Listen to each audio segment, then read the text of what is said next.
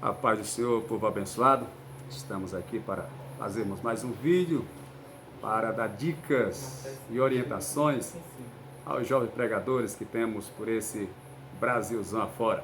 Hoje eu quero falar sobre liturgia. A liturgia assembleiana é a minha raiz, é a minha casa. Então quero passar algumas dicas, algumas informações, algumas instruções nesse aspecto. Primeiro nós precisamos saber o que é liturgia. Liturgia é a forma com que se celebra o culto. Liturgia é a forma com que se celebra o culto.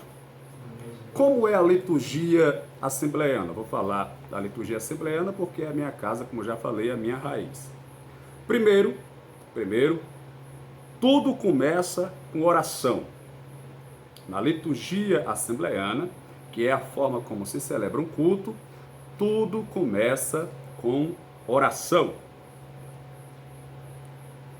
Então, dentro da liturgia assembleiana, depois que tem um período de oração de joelhos, se põe em pé, alguém convoca os irmãos com a companhia, outro com o sinal falando, outro cantando uma estrofe de um hino e por aí vai. Essas aí são opções. Depois canta-se 3 hinos, no nosso caso da harpa cristã, nosso cancioneiro.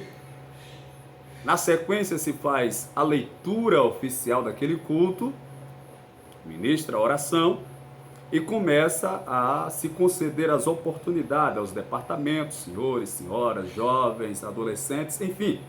Ouve-se mais alguns irmãos louvando, trazendo saudações.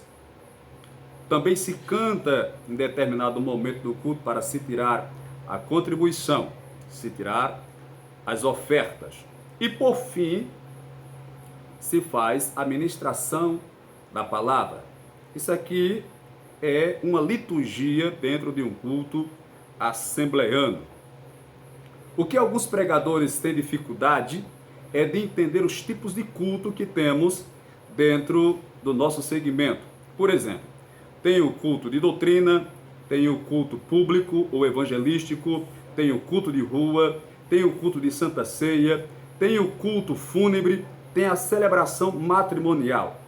E para cada um desses cultos existe uma palavra específica, existe uma palavra, uma mensagem específica. Até mesmo os hinos que cantamos na abertura desses cultos, eles precisam estar alinhados com aquele culto. Por exemplo, se eu for cantar se eu for celebrar, melhor dizendo, um culto de Santa Ceia, eu vou cantar o hino 301, vem cear, o mestre chama, vem cear. Se eu vou estar em um círculo de oração, por exemplo, eu vou cantar o hino 427, vai orando, porque está falando de oração. Se é um culto de doutrina, eu vou cantar aquele hino que diz, anelo eu ouvir a voz do meu bom Salvador. Claro que existem vários outros hinos para encaixar nesse culto. Se é um culto de rua, um culto evangelístico, eu canto, por exemplo, o hino 15, ó, com cego andei e perdido vaguei, e assim por diante, porque para cada culto tem os hinos específicos e tem também a palavra específica. E talvez seja aqui onde alguns pregadores cometam as suas falhas e o seu erro, não entendendo que para cada culto existe uma palavra específica. Para o culto de ceia, para o culto de doutrina e para o culto evangelístico.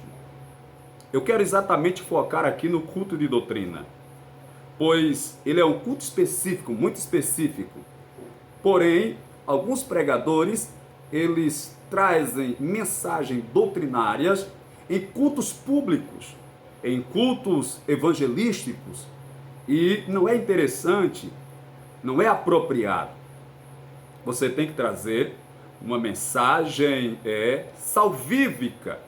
Obviamente que você tem que ter essa noção. Por exemplo, se você é convidado para pregar em uma igreja, não é ético você querer doutrinar naquela igreja. Até porque aquela igreja tem o pastor, tem a pessoa responsável para doutrinar aquela igreja. Então você vai trazer uma palavra dentro de um foco evangelístico, salvífico, uma palavra de bênção, de vitória. Claro que eu não estou aqui resumindo ou habitolando ou limitando o Espírito Santo. Se de repente ele decide te usar com uma palavra de conserto, claro, você vai ser usado por Deus. Mas isso não deve ser feito de uma forma programada. Não, eu vou ministrar uma doutrina, ministrar doutrinação na igreja do pastor fulano, fui convidado aqui, convidado. Não.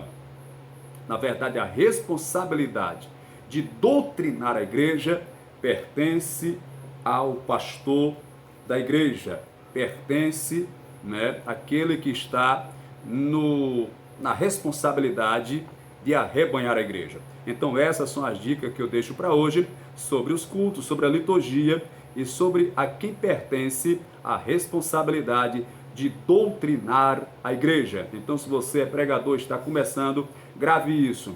Você não deve doutrinar a igreja. Você é um pregador, não é o pastor da igreja. Essa responsabilidade é do pastor. Tá bom? Que Deus te abençoe. Até a próxima, em nome de Jesus.